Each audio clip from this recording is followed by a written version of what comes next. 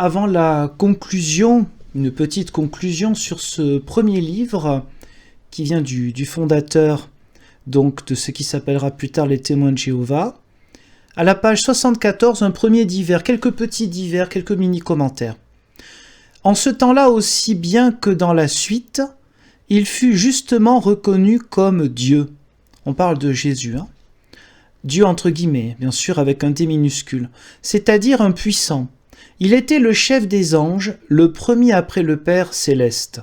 Il était l'archange, ange ou messager le plus élevé, Michael, dont le nom signifie « qui est semblable à Dieu » ou « représentant de Dieu ». Effectivement, Michael signifiait bien cela, qui est semblable à Dieu. Après, la preuve comme quoi Jésus était l'archange Michael, à travers ce passage-là, eh bien, j'essaye de comprendre, j'y arrive pas, mais enfin bon, voilà. N'oubliez pas que c'est le soleil qui se lève sur M. Russell à partir de 1874. Pas sur moi, hein. Donc, ensuite, plusieurs fois dans ce livre, et là j'ai été frappé parce qu'il me semblait que ce n'était plus d'actualité, je viens d'aller vérifier. Donc la question de la croix. 3 fois au moins dans ce premier livre, que j'ai trouvé comme ça un peu par hasard, la croix, le mot de la croix vient. Nous ne devons pas, page 106 notamment, nous ne devons pas nous précipiter sans réflexion dans le danger pour avoir l'air d'être de vaillants soldats de la croix. La croix est utilisée dans un sens non négatif, elle vient plusieurs fois, alors que sur le site internet que je suis allé il y a 5 minutes, il est marqué qu'il est hors de question de parler de la croix. Jésus n'est pas mort sur la croix, il est mort sur un poteau. À mon grand étonnement, la doctrine a dû changer, puisque je vous rappelle que dans la vidéo précédente, il était question de Satan qui utilise tous les avantages de ce monde. Or, aujourd'hui, les avantages de ce monde, Internet est un énorme avantage.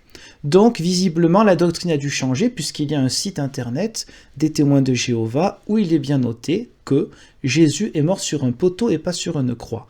Or, à plusieurs endroits, dans ce livre-là, qui est le livre du fondateur, on ne parle pas de poteau. En tout cas, dans ce livre-là, je ne sais pas pour les autres. Pour ce qui est de ce livre, la croix apparaît plusieurs fois sans aucun problème. Un autre divers. Le Saint-Esprit, page 216. Le Saint-Esprit n'étant pas une personne, mais une sainte puissance possédée par l'Église, tous ceux qui désirent y avoir part doivent donc entrer en parenté avec cette Église, en italique, qui est le corps de Christ. Il ne peut être obtenu d'une autre manière.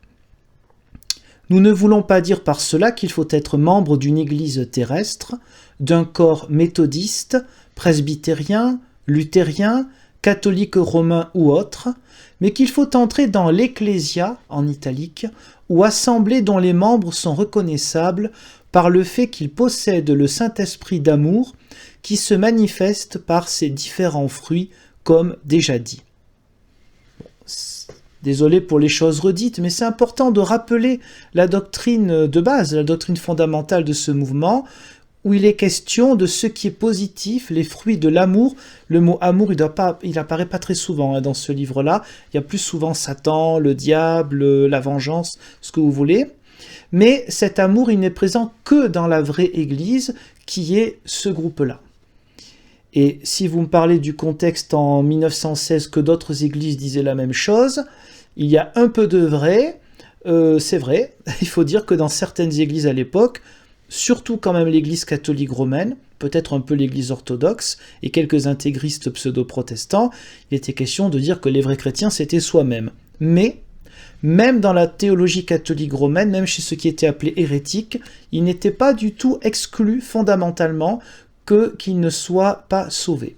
Parce qu'au début du XXe siècle apparaît dans la théologie catholique romaine, donc avant l'époque de l'écuménisme, l'idée selon laquelle, hors de l'Église pas de salut, oui mais, pour ceux qui ne sont pas au courant que la vérité est dans l'Église catholique romaine, ceux qui ne savent pas, ils ne seront pas forcément condamnés.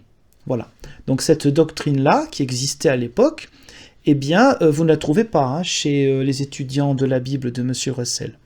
Donc même dans des églises encore assez fermées à l'époque, il faut le dire, comme l'église catholique romaine, vous n'avez pas une intransigeance aussi forte que ce que vous trouvez ici. Vous n'avez pas un exclusivisme aussi fort.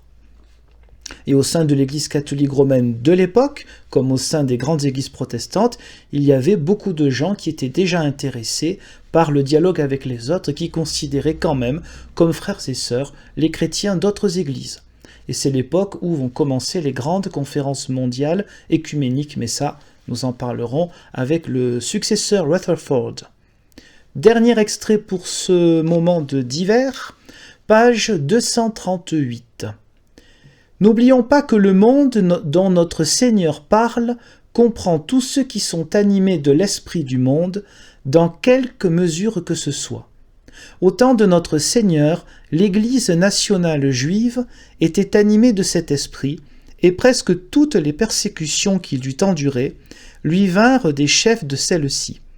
Bon, c'est un petit détail, mais 3 ou 4 fois dans ce livre vient cette expression bizarre, l'Église nationale juive. Il peut être question de la synagogue, de bien des choses, mais voilà. Nous avons des choses originales, c'est pas forcément mauvaise, mais la traduction aussi peut-être laisse à désirer. Je rappelle que, ou je vous explique que les traducteurs en langue française sont tous du même groupe, hein, parce que ce sont les éditions du groupe des étudiants de la Bible.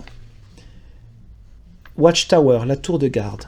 Voilà, donc c'était quelques petits divers, quelques extraits pour vous donner encore des éléments, non pas sur la doctrine générale, mais ça agrémente un petit peu un certain état d'esprit, une manière de faire, une manière de se considérer et de considérer les autres.